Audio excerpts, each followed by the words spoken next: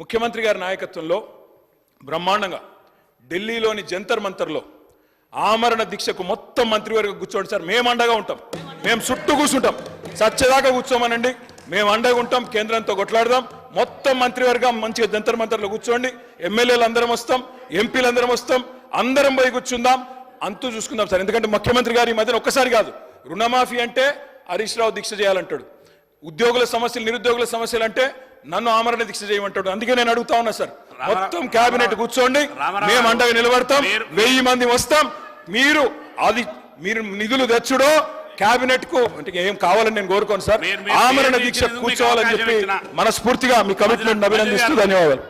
తప్పకుండా జంతర్ మంతర్లో చంద్రశేఖరరావు గారిని రమ్మనుండ్రి.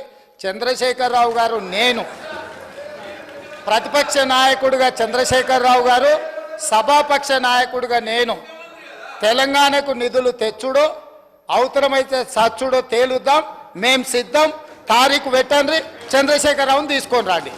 గౌరవనీయ ముఖ్యమంత్రి గారు ఆ మధ్య మాట్లాడుతూ రుణమాఫీ గురించి హరీష్ రావు దీక్ష చేయాలన్నాడు, నిరుద్యోగుల గురించి కేటీఆర్ దీక్ష చేయాలన్నాడు.